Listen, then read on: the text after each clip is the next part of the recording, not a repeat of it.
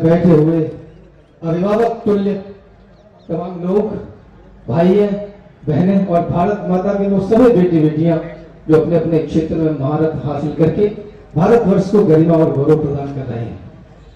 आज मेरा अनुभव बहुत कम है, लेकिन दो आंखों से जो काला देख रहा हूं वह आप लोगों के बीच में साझा करना चाहता हूं।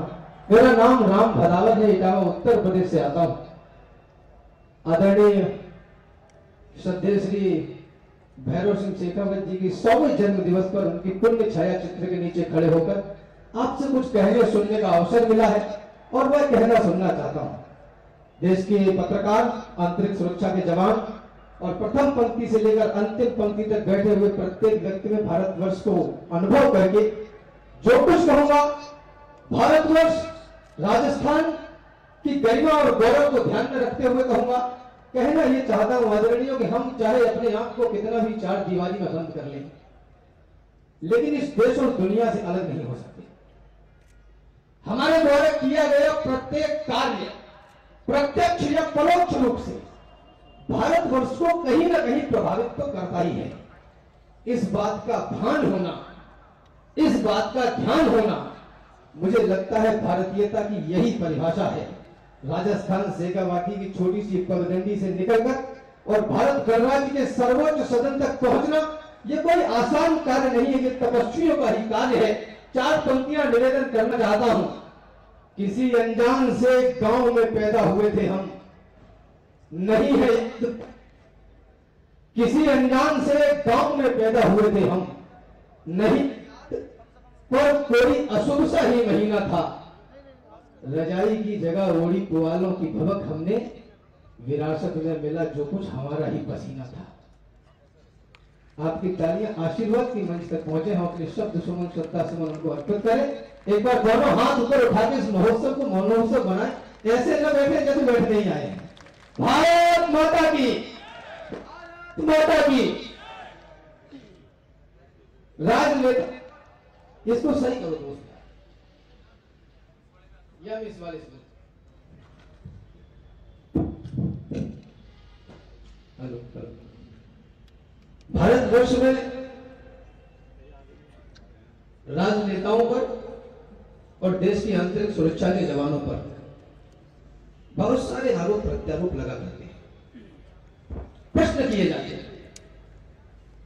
प्रश्न उसी से किए जाएंगे जो जिम्मेदार होगा,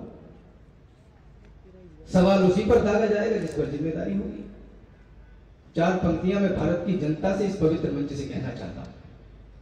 आदरणीय बाबू ताकि 100वें जन्म दिवस पर मुझे नहीं लगता इससे अच्छा और कोई मंच होगा जो मैं कह सकूं। गूंगे एक साथ बोले, मनमोहक मधुर छंद चाहिए। गूंगे एक साथ बोले, मनमोहक मधुर छंद चाहिए। पड़े पड़े खाने वाले बोले आनंद कंद चाहिए।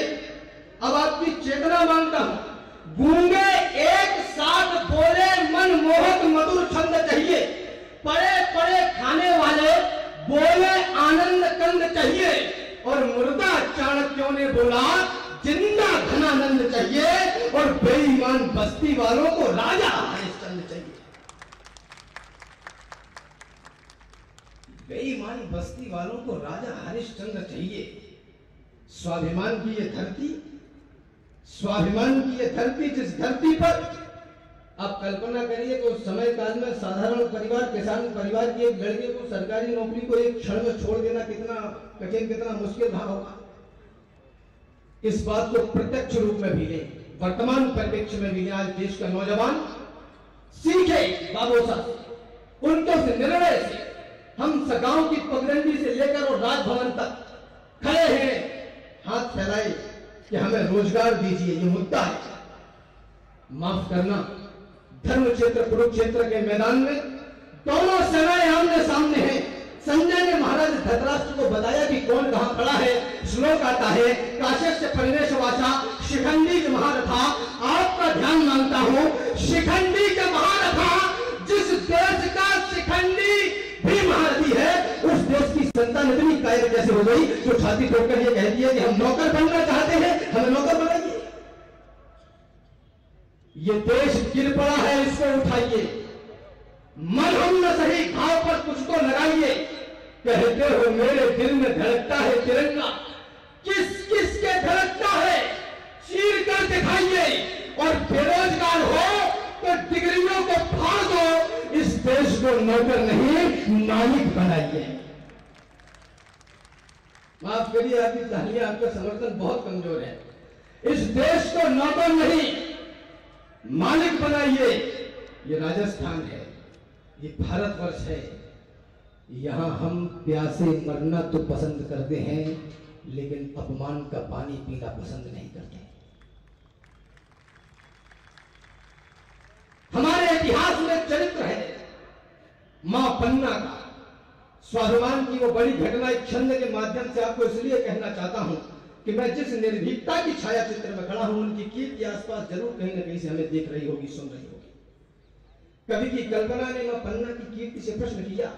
मुझे लगता है कि स्वाभिमान की इससे बड़ी परिभाषा नहीं हो सकती। कवि की कल्पना ने उस भगवती की कीर्ति से प्रश्न किया कि आपने अपने नवजात शिशु को क्यों कटवा दिया अपनी आंखों के आगे। मां और पुत्र से बड़ा तो रिश्ता इस धरती पर नहीं है। ऐसी क्या मजबूरी थी? उस जगदम्बा ने जो मुझे उत्तर दिया, मुझे लगता है कि वो उत्तर पूरे भारतवर्ष के स्वाभिमान का पर्याय होना चाहिए, हर निर्भीकता के पक्ष में होना चाहिए। उन्होंने कहा, मैंने कहा माई पुत्र से नहीं था मोह तुझे। अब आपका आशीर्वाद, मुझे आशीर्वाद की तालियां मंच तक भरपूर चाहिए। मैंने कहा माई पुत्र से नहीं था मोह तुझे। बोली मेरा पुत्र मोह तो कभी घटा नहीं। इतना है नेह तुझे क्या बताऊं मेरे लाल, आंचल से चंदन सा नंदन मिटा नहीं। मैंने कहा माई तेरे सामने कटा था लाल, कैसे बोलती हो तेरा आंचल फटा नहीं।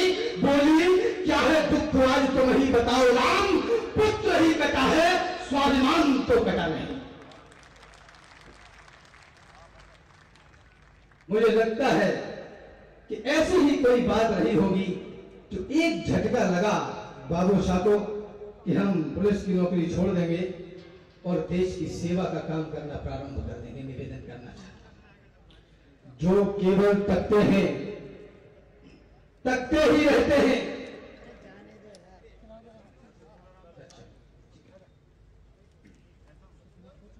जब तक माननीय उपराष्ट्रपति जी अपने वक्तव्य देंगे तब तक के लिए मैं थोड़ा सा ब्रेक लूंगा।